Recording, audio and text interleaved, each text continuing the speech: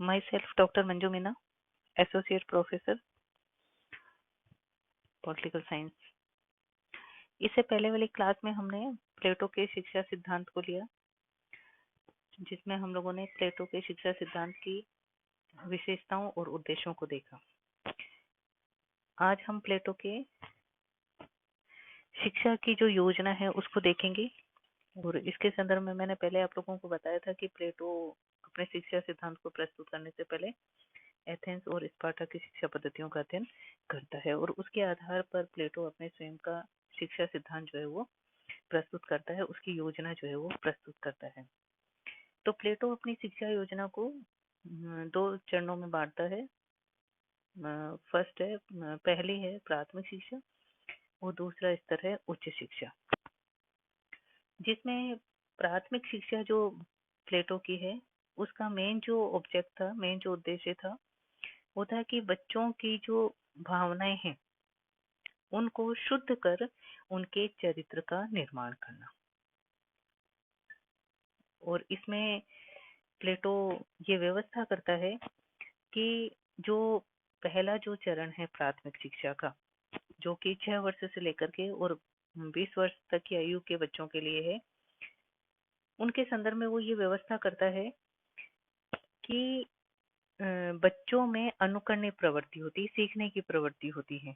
बच्चे जैसा देखते हैं वैसा सीखते हैं।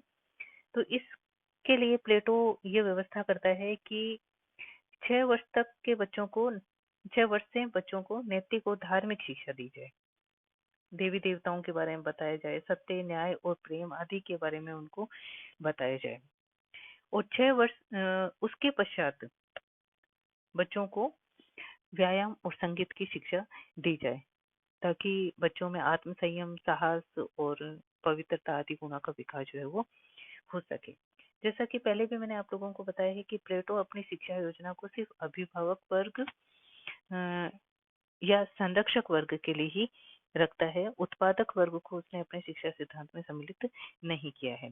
तो 6 वर्ष से लेकर के 18 वर्ष की आयु तक शिक्षा देने के पश्चात प्लेटो एक परीक्षा की बात करता है। 18 वर्ष से लेकर के 20 वर्ष की आयु के लिए एक परीक्षा की वो बात करता है।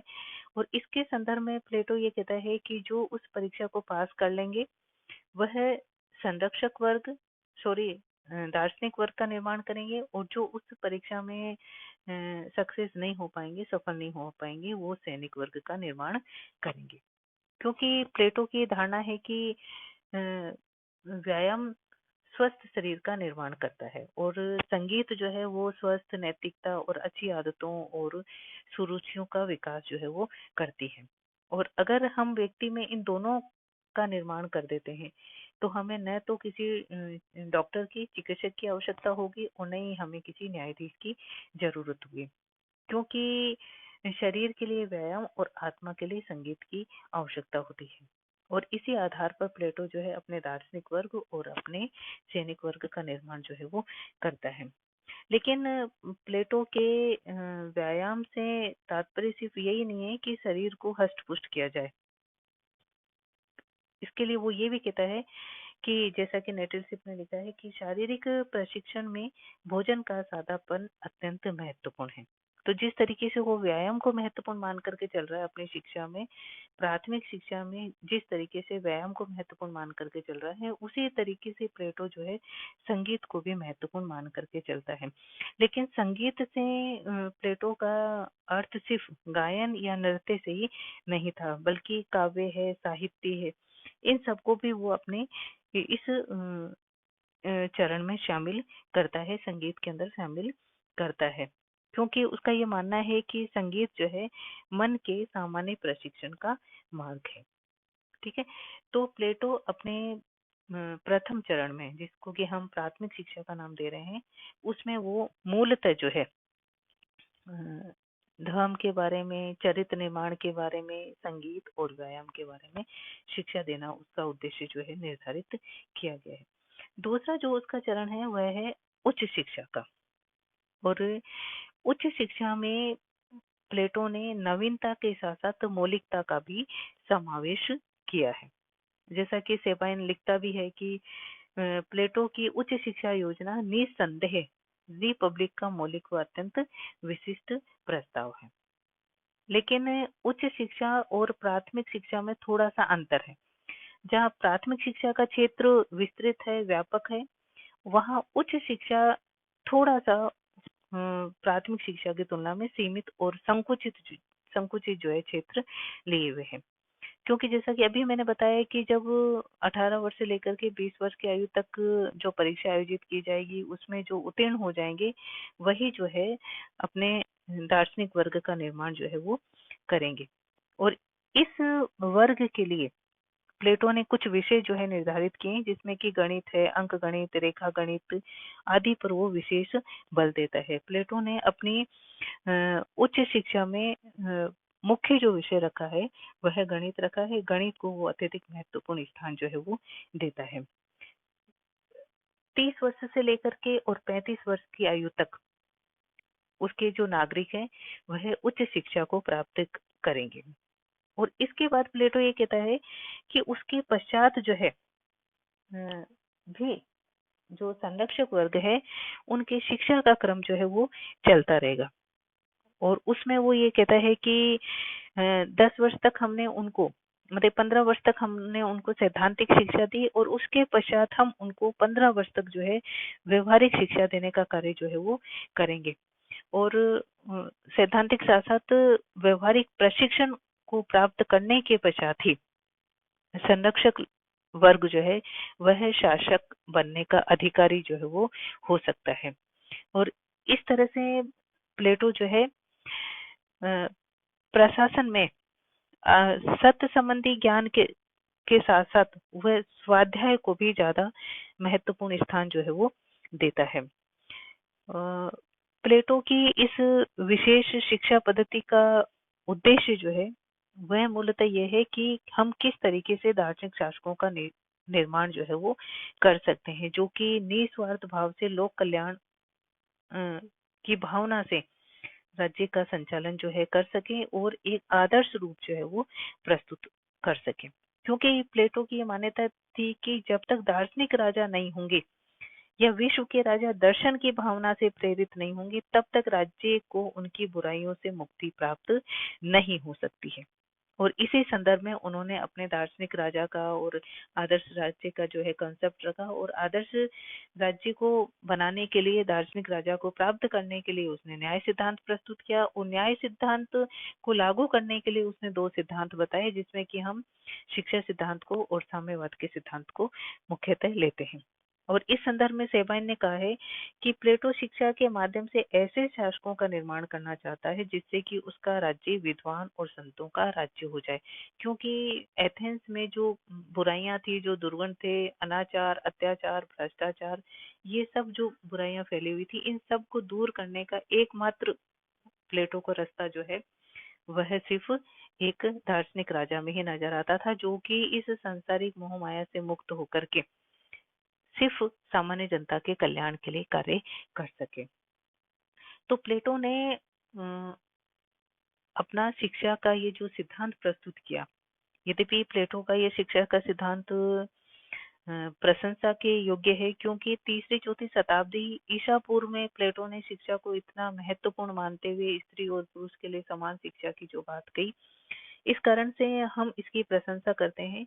लेकिन प्लेटो ने अपने शिक्षा पद्धति की जो व्यवस्था की है उसकी हम आलोचना भी करते हैं। हम पूरी तरह से उससे सहमत जो है नहीं है और उसमें जो हमको कमियां दिखाई देती हैं उनको हम आलोचनाओं के रूप में प्रस्तुत करते हैं। तो आलोचना का जो पहला पॉइंट है जिस आधार पर हम प्लेटो के शिक्षा सिद्धांत की आलोचना करते हैं उसका पहला पॉइंट है अप्रजातांत्रिक। मतलब जब हम आधुनिक परिप्रेक्ष्य में प्लेटो के शिक्षा सिद्धांत को देखते हैं तो हम ये कहते हैं कि प्लेटो ने जो अपना शिक्षा का सिद्धांत प्रस्तुत किया है वो सिर्फ संरक्षक वर्ग के लिए अर्थात सैनिक वर्ग और दार्शनिक वर्ग के लिए है। उसने अपने राज्य के बहुसंख्यक वर्ग जिसमें हम उत्पादक वर्ग को रख रहे हैं उनके लिए उन्होंने कहीं पर भी शिक्षा की बात जो है वो नहीं की है। एक तरह से उनकी शिक्षा के संदर्भ में जो है उपेक्षा की गई है। और इस संदर्भ में सेबाइन ने यह कहा भी है कि राज्य में शिक्षा के इतने महत्व को ध्यान में रखते हुए भी ये आश्चर्यजनक मालूम पड़ता है कि प्लेटो प्लेटो जो है उत्पादकों की शिक्षा के संबंध में कहीं कोई विचार प्रस्तुत नहीं करता है। दूसरा जो पॉइंट है जिसके आधार पर हम आलोचना करते हैं कि प्लेटो ने यद्यपि शिक्षा को राज्य के नियंत्रण में रखा है और कला और साहित्य को भी उसने महत्व दिया है और कला और साहित्य पर भी राज्य का नियंत्रण रखा है, लेकिन कला और साहित्य की तुलना में प्लेटो ने गणित को अत्यधिक महत्व दिया है। और हम नैतिक उद्देश्यों को ध्यान में रखकर जब हम व्यक्ति के व्यक्तित्व के निर्माण की बात करते हैं, ठीक है, और उसके ऊपर प्लेटो ने जो राजकीय नियंत्रण लगाया है, उससे व्यक्तियों का विकास जो है उस रूप में नहीं हो पाएगा जैसा कि हम व्यक्ति के व्यक्तित्व का विकास जो है वो चाहते हैं। तीसरा जो पॉइंट है जिसके आधार पर हम प्लेटो की शिक्षा पद्धति को अव्यवहारिक मानते हैं, तो उसमें हम ये कह सकते हैं कि प्लेटो ने अपनी शिक्षा में सैद्धांतिक पक्ष पर अधिक जोर दिया है बजाय कि उसके व्यवहारिक प्रशिक्षण के लिए, जबकि व्यवहारिक प्रशिक्षण भी उतना ही आवश्यक है जितना कि सैद्धांतिक प्रशिक्षण जो है वह आवश्यक है। साथ ही साथ में हम ये भी कहते हैं कि प्लेटो की शिक्षा का जो क्रम है जिसमें कि प्लेटो ये कह रहा है कि जैसे ही अम, बालक जो है 6 वर्ष का होगा, उस पेरेंट्स जो है माता पिता उसे राज्य को सुपुर्द कर देंगे और उसकी शिक्षा की सारी व्यवस्था जो है वह राज्य के द्वारा की जाएगी। तो 6 वर्ष से लेकर के और 50 वर्ष की आयु तक शिक्षा का जो अवधि है वह अत्यधिक लंबी है, मतलब कि नागरिकों में नीरसता उत्पन्न करने वाली, उनके उत्साह को कम करने वाली है।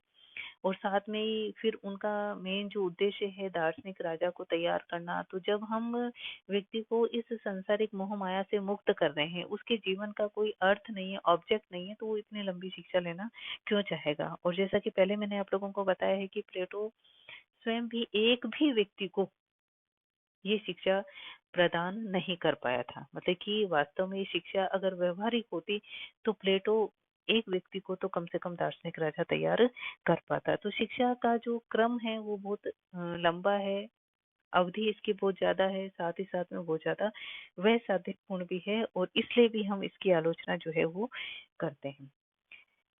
साथ में ही प्लेटो ने जो शिक्षा की व्यवस्था की है उसमें प्लेटो ने विविधता का समावेश जो है वो नहीं किया है, क्योंकि अ, प्लेटो जो है मानव की जो भिन्न भिन्न रुचियां हैं उनको शायद प्लेटो ने नजरअंदाज किया है। हम सभी व्यक्तियों को एक जैसा मान करके कि उनकी रुचियां, उनके स्वभाव ये सब एक जैसी होंगी, उसके आधार पर हम विषयों का जो निर्धारण कर रहे हैं उस आधार पर भी हम इसकी आलोचना जो है वो करते हैं।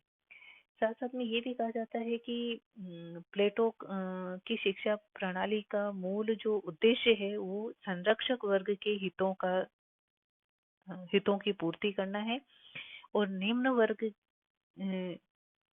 को सिर्फ ये कह दिया गया है कि आपकी जो स्थिति है आप उसी से ही संतुष्ट रहिए, और इसी आधार पर उनके लिए शिक्षा की कोई व्यवस्था उन्होंने नहीं की है। और इसी कारण से उनकी स्थिति में किसी तरह के परिवर्तन के संबंध में भी प्लेटो कोई विचार जो है प्रस्तुत नहीं करता है।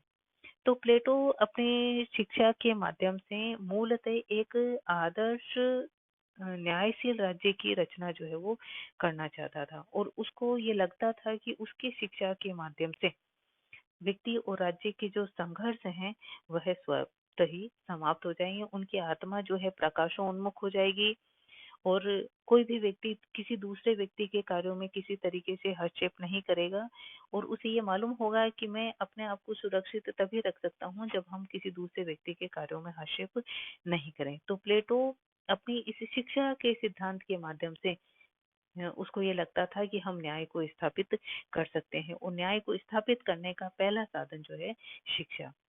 इसी के साथ साथ प्लेटो अपने शिक्षा सिद्धांत के साथ साथ न्याय को स्थापित करने के लिए एक दूसरा सिद्धांत भी प्रस्तुत करता है जिसे कि हम साम्यवाद का सिद्धांत जो है कहते हैं। न्याय पर आधारित आदर्श राज्य की स्थापना करना प्लेटो का मुख्य उद्देश्य था और उसको ये लग रहा था कि शिक्षा और संपत्ति ये दो ऐसी चीजें हैं जिनके माध्यम से इनको नियंत्रित करके और हम अपने समाज में, अपने राज्य में न्याय को स्थापित कर सकते हैं। क्योंकि प्लेटो के साम्यवादी सिद्धांत का मूल जो उद्देश्य था वो ये था कि शिक्षा व्यवस्था के माध्यम से यद्यपि निस्वार्थी शासकों को तैयार किया जा सकता है, लेकिन फिर भी हम अ, अ, व्यक्तियों की जो व्यक्तियों की जो स्वभाव होता है, व्यक्तियों का जो स्वभाव होता है, उसके आधार पर उसके स्वभाव की जो चारित्रिक दुर्बलताएं होती हैं, उसके आधार पर वो सांसारिक आकर्षण जो है, मोह माया जो है, उसमें फंस सकता है और ऐसा करने पर वो अपने कर्तव्य मार्ग से विचलित हो सकता है। और इनसे उनकी सुरक्षा करने के लिए प्लेटो ने अपने साम्यवाद का सिद्धांत जो है वो प्रस्तुत किया। और इसके संबंध में बार्कर ने ये लिखा भी है कि प्लेटो के लिए आदर्श समाज की स्थापना में परिवार और संपत्ति का साम्यवाद उसके शिक्षा द्वारा अत्यधिक उत्थान के प्रयास का भौतिक और आर्थिक साधन है। और इसी के संदर्भ में डॉक्टर आर भंडारी और आर सेठी ने भी लिखा है कि साम्यवाद के बिना विवेक निष्क्रिय हो सकता है और वासना रक्षक को भक्षक बना सकती है। नेटिल्स भी इसी का ही समर्थन करते हैं और वो ये कहते हैं कि संपत्ति और परिवार दोनों स्वार्थपरता के सुदृढ़ गढ़ की भांति दिखाई देते हैं कि यद्यपि हमने शिक्षा की व्यवस्था कर दी है, उस शिक्षा के माध्यम से हमने उनके चरित्र का निर्माण कर दिया है, उनकी आत्मा को प्रकाशोन्मुख कर दिया, उनके विवेक को हमने जागृत कर दिया है, लेकिन फिर भी परिवार और संपत्ति दो ऐसी चीजें हैं जिसमें व्यक्ति फंस करके और अपने कर्तव्य मार्ग से विचलित हो सकता है। उसका जो दार्शनिक राजा है वह उसमें फंस सकता है। इसलिए वो अपने इस उद्देश्य को प्राप्त करने के लिए कहीं कोई कमी जो है वो नहीं रखना चाहता था और इसीलिए प्लेटो ने अपने अभिभावक वर्ग के लिए संपत्ति और परिवार के साम्यवाद की व्यवस्था की है। और इसके आगे हम प्लेटो के साम्यवाद की विशेषताओं और उद्देश्यों को नेक्स्ट क्लास में लेंगे। धन्यवाद।